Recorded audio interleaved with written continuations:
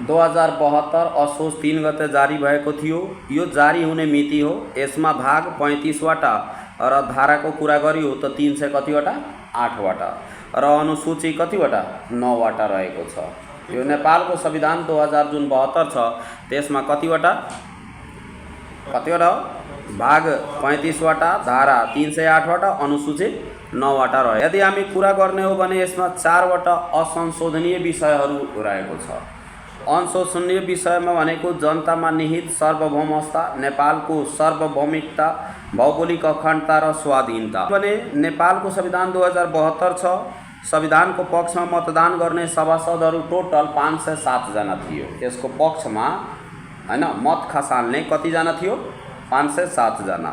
संविधानको विपक्षमा मतदान गर्ने सभासदहरू हैन विपक्षमा 25 जना थियो। विपक्षमा कतिजना थियो? मतलब यो संविधान लागू नहुनु पर्ने हो भनेर 25 जनाले मत खसालेको थियो। संविधानको मूल प्रतिमामा हस्ताक्षर गर्ने सभासदहरूको कुरा गर्छ भने 537 जना टोटल थियो। संविधानको प्रक्रिया बहिष्कार गर्ने सभासदहरू 57 जना थियो। कतिजना थियो? नेपालको संविधान 2072 को संविधान प्रमाणीकरणको कुरा गरियो भने 2072 आश्विन 1 गते प्रमाणीकरण भएको थियो र यो संविधानमा विधेयक पारित 2072 भाद्र 30 गते भएको थियो। कति गते हो? भाद्र 30 गते। संशोधन प्रस्तावमा मतदान सुरु विक्रम सम्वत 2072 भाद्र 27 गते भएको थियो। यसलाई प्रस्ताव संशोधन मतलब यसलाई सच्याउने प्रस्ताव। परिमार्जित संविधानको मस्यौदा संशोधन प्रस्ताव दर्ता विक्रम सम्वत 2072 भाद्र 13 गतेदेखि लिएर 19 गतेको बिचमा भएको हो। वार्ताका लागि संशोधन प्रस्ताव मतदान स्थगित 2072 भाद्र 25 र 26 गते भएको थियो। परिमार्जित विधेयक तयारको कुरा गर्यो भने 2072 भाद्र 6 गते। 7 प्रदेशको सीमाङ्कनमा प्रमुख दलको सहमति 2072 भाद्र 4 र 6 प्रदेशको सीमाङ्कनमा 4 दलबीच सहमति 2072 श्रावण कति 23 गते। संविधानको पहिलो एकीकृत मस्यौदा निर्माण विक्रम सन् 2072 असार 27 गते भएको थियो। यो संविधानको कुरा गर्छ भने नयाँ संविधानको प्रारम्भिक मस्यौदा तयार 2072 असार 14 गते। 4 दलबीच 16 बुन्दे राजनीतिक सहमति भनेको विक्रम सन् 2072 जेठ 25 गते। दोस्रो संविधान सभाको पहिलो बैठक 2070 माघ 8 गते। दोस्रो संविधान सभाको निर्वाचन 2069 जेठ 14 गते। पहिलो संविधानको सभाको अवसान 2069 जेठ 14 गते। पहिलो संविधान सभाको बैठक 2065 जेठ 15 गते। यसरी विभिन्न क्रमहरू मतलब संविधान सभाको बारेमा। अन्तरिम संविधान जारी 2063 माघ 1 गते भएको थियो भने विस्तृत शान्ति सम्झौता 2063 मङ्सिर 5 गते। प्रतिनिधि सभाको घोषणा अथवा वन प्रतिनिधि सभाको घोषणा 2063 जेठ कति गते 4 गते। जन आन्दोलन 2 सुरु विक्रम सम्वत 2062 चैत 24 गते भएको थियो र 12 बुन्दे सम्झौता 2062 मङ्सिर कति गते भएको थियो 7 गते भयो। नेपालको संविधानका प्रमुख विशेषताहरूको कुरा गरियो भने संविधान सभाबाट जारी गरिएको पहिलो संविधान हो। नेपालको यो 2072 को जुन संविधान छ, संविधान सभाबाट जारी गरिएको नेपालको कुन संविधान हो? पहिलो संविधान हो। जनतामा निहित सार्वभौमता तथा राजकीय सत्तामा लागू छ। मतलब यसको सबै कुराहरू विशेष यही संविधानमा संघीय लोकतान्त्रिक गणतन्त्रात्मक शासनको व्यवस्था भएको थियो र यही संविधानमा सङ्घ प्रदेश र स्थानीय तह गरी सङ्घ प्रदेश र स्थानीय तह 3 गरी तहमा के गरिएको थियो। जस्तै सुने होला नेपालको संविधान 2072 असोज 3 गते जारी गरिएको नेपालको संविधानको अनुसूची 4 बमोजिम नेपाल देशमा 7 वटा प्रदेशहरू हैन विभाजन गरिएको छ। विभाजन गर्नुको मुख्य उद्देश्य के हो? समानुपातिक विकास गर्न। 7 वटा प्रदेशको संघीय संरचना, संघीय संसद र प्रदेश सभाको सदस्यहरूको निर्वाचन निर्वाचित राष्ट्रपतिबाट अथवा सुधारिएको संसदीय शासन प्रणाली र यो संविधानमा हेरियो भने नेपालको संविधान 2072 मा 31 वटा मौलिक हकहरू छ। कतिवटा मौलिक हकहरू छ? 31 वटा दिन्छ भने कुनै पनि मानवले आफ्नो जीवनलाई सहजतापूर्वक बाँच्नुपर्ने अधिकारलाई नै कुन अधिकार भनिन्छ? मौलिक अधिकार नेपालको संविधान 2072 मा कतिवटा रहेको छ? 31 वटा रहेको छ। धारा 16 देखि धारा 46 सम्म, धारा 16 देखि धारा 46 सम्म कतिवटा भयो? 31 वटा। त टोटल मौलिक हकको कुरा गर्यो भने धारा 16 मा समानपूर्वक बाँच्न पाउने हक, धारा 17 मा स्वतन्त्रताको हक, धारा 18 मा समानताको हक, धारा 19 में संचार को हक, धारा 20 में न्याय संबंधी को हक, धारा 21 में अपराध पीढ़ी को हक, धारा 22 में यातना विरुद्ध को हक, धारा 23 में निवारक नजरबंद विरुद्ध को हक, धारा 24 में छुआछूत तथा भेदभाव विरुद्ध को हक, धारा 25 में संपत्ति को हक, धारा 26 में धार्मिक स्वतंत्रता को हक, धारा 27 में सूचना को हक, धारा 28 में गोपनीयता को हक, धारा 29 में घोषणा विरुद्ध को हक, धारा 30 में स्वस्थ वातावरण को हक, धारा 31 में शिक्षा संबंधी हक, धारा 32 में भाषा तथा संस्कृति को हक, 33 में धारा रोजगारी को हक, धारा 34 में श्रम को हक, धारा 35 में स्वास्थ्य संबंधी हक, धारा 36 में खाद्य संबंधी हक, धारा 37 में आवास को हक, धारा 40 में दलित को हक, धारा 38 में महिला को हक, धारा 39 में बाल बालिका को हक, धारा 40 में दलित को हक, 41 में ज्येष्ठ नागरिक को हक, 42 में सामाजिक न्याय को हक, धारा 43 में सामाजिक सुरक्षा को हक, धारा 44 में उपभोक्ता को हक, धारा 45 में देश निकाला विरुद्ध को हक, धारा 46 में संवैधानिक उपचार को हक। यसरी टोटल गरियो भने कतिवटा हकहरू छ?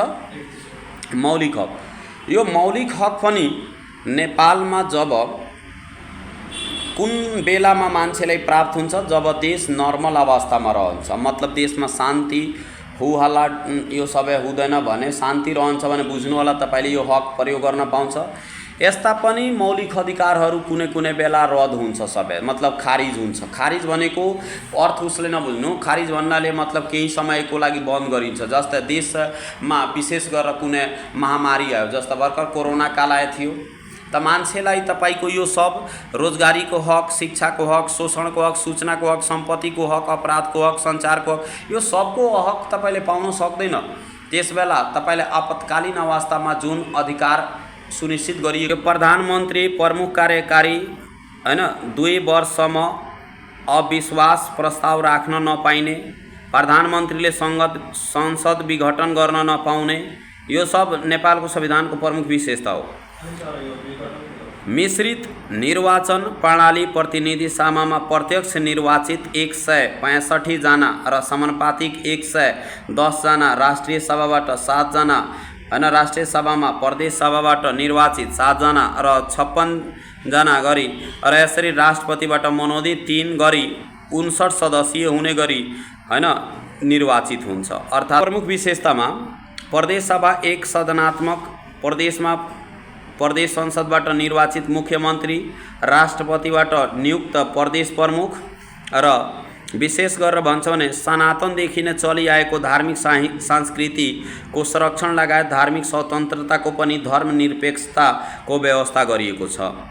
यसको मुख्य विशेषता यो संविधानको यो पनि हो, सर्वोच्च अदालतमा संवैधानिक इजलासको व्यवस्था हेर्यो भने अब हामी कुरा गर्छौं भने राष्ट्रिय प्राकृतिक स्रोत तथा वित्त आयोग, राष्ट्रिय समावेशी आयोग, आदिवासी जनजाति आयोग, मधेसी आयोग, थारू आयोग, मुस्लिम आयोगको प्रावधान यसैमा थपिएको थियो हैन, यसै संविधानमा बनाएको थियो। संविधानमा नै संघ, प्रदेश, स्थानीय सरकारको अधिकार क्षेत्र विभाजन भयो। आमा वा बाबु दुवैको नामबाट नागरिकता हुनु सरकारले दिन्छ भनेर यही संविधानमा घोषित भयो। गैर आवासीय नेपालीले पनि नागरिकता प्राप्त गर्न सक्ने यही संविधानका विशेषता हो। तीनवटा तहले आफ्नो अधिकारभित्रको आर्थिक क्रिया, अधिकार सम्बन्धी विषयमा कानुन बनाउने, वार्षिक बजेट बनाउने, निर्णय गर्ने, नीति गर्ने, योजना बनाई कार्यान्वयन गर्ने। यो तीनैवटा तहको आफ्नो आर्थिक अधिकार क्षेत्रको विषयमा कर लगाउने, ती स्रोतबाट राजस्व उठाउन सक्ने। जस्तै यसले हेरिरहेछ, विशेष गरेर तिमी अस्ति राजविराजको घटना हेरे होला। राजविराजमा तिम्रो के होला कि बोर्डर सिमानामा 100 रुपैयाँ भन्दा बढीको सामान बोर्डरबाट ल्यायो भने तिमीलाई के लगाइदिने? ट्याक्स लगाइदिने। अहिले वीरगञ्ज महानगरपालिकामा पनि तिम्रो बोर्डर सिमानाबाट 100 रुपैयाँ भन्दा बढीको सामान ल्यायो भने कर लाग्ने भन्ने नियम लागेको थियो नि, सबै बोर्डरमा लागेको थियो र हैन नि। स्थानीय तहले आफ्नो अधिकार क्षेत्र विषयका विषयमा राष्ट्रिय आर्थिक नीति, वस्तु तथा सेवाको ओसार पसार, पुँजी तथा श्रम बजार, छिमेकी प्रदेशी वा स्थानीय तहलाई प्रतिकूल नहुने गरी कानुन बनाई कानुन बनाई कर लगाउने सक्छ। कुरा गर्यो भने नेपालको संविधान 2072 को पहिलो संशोधन कहिले भएको थियो? भर्खर मैले संशोधनको कुरा गर्यो त नेपालको संविधान 2072 को प्रथम संशोधन विक्रम सन् 2072 फागुन 16 गतेमा भएको हो। कति गते भएको? फागुन कति गते हो? 16 गते भएको हो। व्यवस्थापिका संसदको 2072 माघ 9 गतेमा बसेको बैठकले संविधानको पहिलो संशोधन विधेयक पारित गरेको थियो। पहिलो संशोधनले संविधानको धारा 42 मा रहेको सामाजिक न्यायको हक शीर्षक अन्तर्गत रहेको त यो धारा जुन 42 छ यो पनि मौलिकै हक हो। धारा 42 मा के कुरा उल्लेख गरेको छ भने हामी हेर्दाखेरि सामाजिक न्यायको हक, के को सामाजिक न्यायको हक सम्बन्धीमा के गरेको थियो त्यसमा शीर्षकहरू अन्तर्गत रहेका आर्थिक, सामाजिक, शैक्षिक दृष्टिकोणले पछाडि परेका महिला, दलित, आदिवासी जनजाति, मधेसी थारू, मुस्लिम पिछडा वर्ग, अल्पसंख्यक, सीमाङ्कृत, अपाङ्ग भएका व्यक्ति, लैङ्गिक तथा यौनिक अल्पसंख्यक, किसान, श्रमिक, उत्पीडक र पिछडिएका क्षेत्रका नागरिक तथा आर्थिक रूपले विपन्न खस आर्यलाई समानुपातिक समावेशी सिद्धान्तका आधारमा राज्यको निकायमा सहभागिताको हक हुने व्यवस्था गरेको छ। यसअघि यदि हेऱ्यो भने समावेशी सिद्धान्त मात्र कायम थियो, अहिले त्यसमा समानुपातिक शब्दावली थप गरिएको छ। मतलब यो क्षेत्रहरूमा समान पर्छ भनेर संशोधन भयो। के को अनुसार धारा कति 42 मा उल्लेख गरिएको सामाजिक न्यायको हकको शीर्षकको आधारमा। त्यस्तै धारा 84 को उपधारा 1 को खण्ड क मा यसअघि कायम गरिएको नेपाललाई भूगोल र जनसङ्ख्याको आधारमा 165 वटा निर्वाचन क्षेत्र हैन गरी प्रत्यक्ष निर्वाचन क्षेत्रमा एकजना हुने गरी पहिलो हुने निर्वाचनमा प्रणाली बमोजिम निर्वाचित हुने 165 सदस्यीय प्रतिनिधि सभामा रहने व्यवस्था थियो। अब त्यसलाई संशोधन गरी जनसङ्ख्याले मुख्य र भूगोलको दोस्रो आधार मानि सङ्घीय कानुन बमोजिम प्रदेश निर्वाचन क्षेत्र निर्धारण गरिने र प्रदेशभित्र रहेका प्रत्येक जिल्लामा कम्तीमा एक निर्वाचन क्षेत्र रहने के गरिएको छ व्यवस्था गरिएको छ। धारा 286 को उपधारा 5 हैन मा गरिएको व्यवस्था पनि जनसङ्ख्यालाई पहिलो र भूगोललाई दोस्रो आधार मानि निर्वाचन क्षेत्र निर्धारण व्यवस्थापन हैन संशोधन मार्फत गरिएको छ। यानी कि संशोधन दुईवटा कुराले आधार मानेर गरिएको छ। एउटा पहिलो जनसङ्ख्या र पहिलो के हो भूगोलको बनावट अनुसार जहाँ बढी जनसङ्ख्या बढी छ त्यहाँ निर्वाचन क्षेत्र पनि के हुनु पर्यो। किनभने अब हेर निर्वाचन क्षेत्र भनेको के आफ्नो निर्वाचित भएको व्यक्तिले आफ्नो क्षेत्रको भित्रमा रहेका जनताहरूले सेवा सुविधा के गर्न सक्ने प्रदान गर्न सक्ने। त जनसङ्ख्या बढी भयो भने एकैजनाले सेवा प्रवाह गर्न सक्छ गर्दैन नि। यसरी हेर्यो भने यो भयो। त्यस्तै नेपालको संविधान 2072 को दोस्रो संशोधन नेपालको संविधान 2072 को दोस्रो संशोधन विक्रम सम्वत 2077 असार कति गते भएको थियो 4 गते भएको थियो। कति गते 2077 असार कति गते। यो विधेयक प्रतिनिधि सभाद्वारा विक्रम सन् 2077 जेठ 31 मा राष्ट्रिय सभाद्वारा 2077 असार 4 गते सर्वसहमतिले पारित भएको थियो।